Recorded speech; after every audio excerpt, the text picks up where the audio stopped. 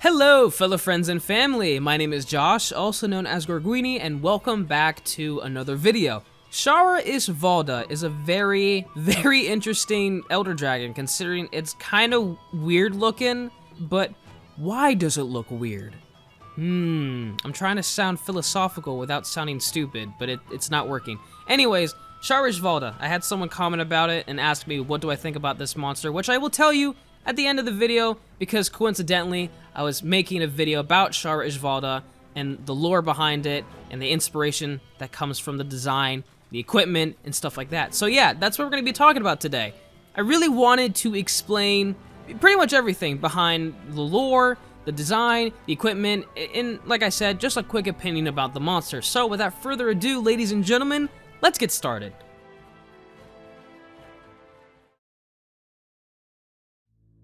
Out of all the Elder Dragons, Shara Ishvalda is the more human-like, having human-like teeth, literal hand appendages, and with the more, I would say, intelligent moveset, and I'll talk about that more when I talk about my opinion. But anyways, the weird human-like appearance may be because of Ishvalda's enlightenment, which plays a huge part in Buddhism. Now, before I actually begin with the research and stuff, I got this from multiple sources, and this is basically a couple of theories of maybe what the lore is about. This is not 100% confirmed, so I just take all this with a grain of salt. Now, let me explain the key parts about Buddhism / Hinduism and then Eastern religions just in general that support who Shara Ishvalda is. Now, let me be clear. I'm not a follower of either of these religions, so if I get something wrong, like, just give me a break, okay? Let's first talk about the Lotus Flower, a central symbol within Eastern religions. The Lotus Flower resembles purity, enlightenment, self-regeneration, and rebirth. When it comes to Shara Ishvalda, it shows enlightenment by looking directly at the camera / the player in the third phase, because it knows that there is a higher power at work and it's not just the hunter who is present. This also loosely connects with the indent within Shara Ishvalda's head that looks like it's supposed to be a third eye. Some gods are portrayed within the religion to have a third eye, such as Vishnu, and is another clue towards enlightenment. Speaking of Vishnu, let's talk more about it. Vishnu is the preserver god protecting the universe and basically keeping it flowing and alive. Now, is Shara Ishvalda the preserver elder dragon? Perhaps. This is the part of the theory where it's very loosely based and anyone's interpretation could be correct, could be wrong, you know. But anyways, notice the fingers on Shara Ishvalda and how the color seems to blend towards a fleshy look and tone to it. This could mean that, for some reason, Shara Ishvalda disconnected from something and was agitated. Now, the something it was connected to could possibly be the center source of life underground, keeping things and creatures moving, like the god Vishnu does. What made it disconnect? I have no idea. But my theory is that maybe the sudden energy from Xenojiva or even Safijiva made it reject its position and went on the move.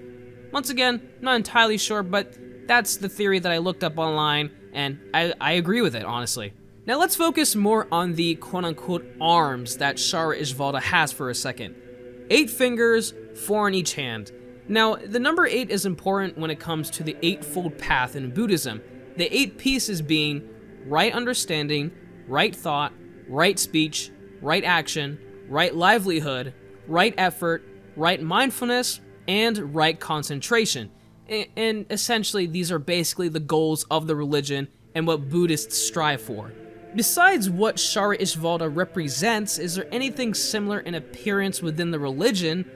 As a matter of fact, yes. In Hinduism, dharmic is essentially the set of rules to govern a follower, and within those Eastern religions are some demons and gods, mainly asuras, which are essentially demigods or titans, that look very similar to that of Shara Ishvalda.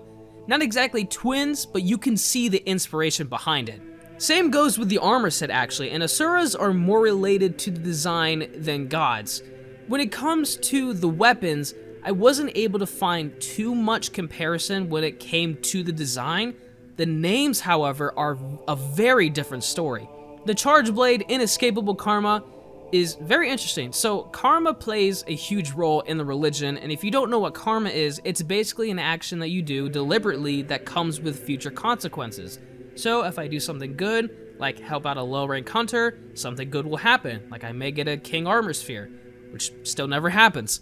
And if I do something bad, like kick someone in the older games and prevent them from carving, something bad might happen. I might have to fight 500 Rathaloses before I get a mantle. But anyways, let's move on to the hammer, donning tranquility.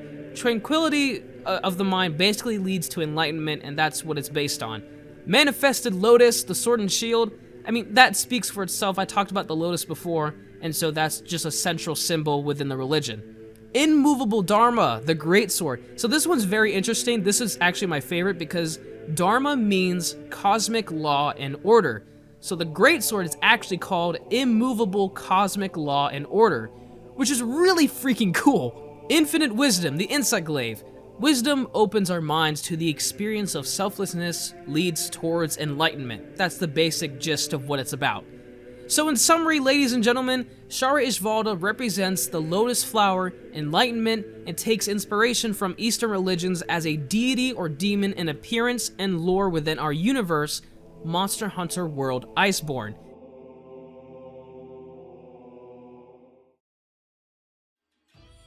Now, for the person who asked me, what do I think about this monster? I like it. I like it a lot, actually. I like how it has 3 phases, even though, okay, phase 2, phase 3, they're not so different, but hey, different phases, you might as well add on to it, you know? Shara Ishvalda is a very, like I said, is a very interesting Elder Dragon, because it's completely different from other dragons, because it doesn't have an element. Like, okay, so Nergigante doesn't have an element either, but it has brute strength. That's something you can wrap your head around. Shara Ishvalda has these, like, wind cannons, and I'm actually interested in to see, like, where that comes from. I might have to do some more research on that, but as far as I can tell, I have no clue where that comes from. But I think it's very cool. You know, you don't usually see that in Monster Hunter where these Elder Dragons have some sort of cosmic power, except for the Black Dragons, which Elatron's coming in soon, so I'm really excited for that. But Shara Ishvalda is the closest thing we'll get from quote-unquote divinity. So, I don't mind the fight. There's certain aspects where Shara Ishvalda can be kind of annoying. I really hate the sandy atmosphere where basically it sticks its fingers into the ground, makes the ground just... it basically makes it an environmental battle, and then you're still fighting Shara Ishvalda, so you have to fight 2 things at once, and it's like, why am I here? This sucks, and I hate my life. Things like that. When it comes to the equipment as well, oh man, it looks so good. I love the weapon designs, and I especially love the armor set. I think the armor set right now is one of my favorite looking in the game, and I really hope they make a layered armor set for it. I know it's in mastering, so it's gonna be a while, if anything, if we get it at all. But it looks really cool. I'm just sad that it doesn't really have the best skills.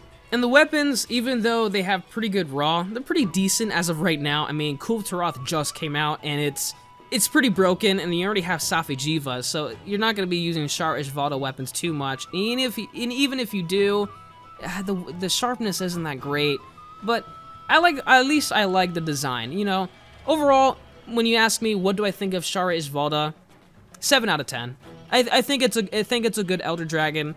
When it comes to the final boss, I don't know. Because it doesn't really stand out as a final boss to me. Like, then again, Monster Hunter World Iceborne isn't known for having bosses that really stand out, so it's kind of hard for me to say that. But still, 7 out of 10. I mean, that's a pretty good score in my book. But my question for you guys is, what do you think about Shara Ishvalda? Do you think it's annoying? Do you think it's creative? Do you think you want to just hug it, kiss it? I don't know, that's weird, but you know what I'm saying. And, of course, I would love to hear your theories about Shara Ishvalda. Maybe you can fill in the holes that I've left, because obviously my research wasn't the best. I mean, there really is not much to go off of. Like I said, this is all theories and stuff from other people, from articles, and a little bit of my own. So, take all this with a grain of salt. This is not confirmed, like I said. But if you guys did enjoy the video regardless, be sure to leave a like and to subscribe for more content like this. Until the next time, my friends.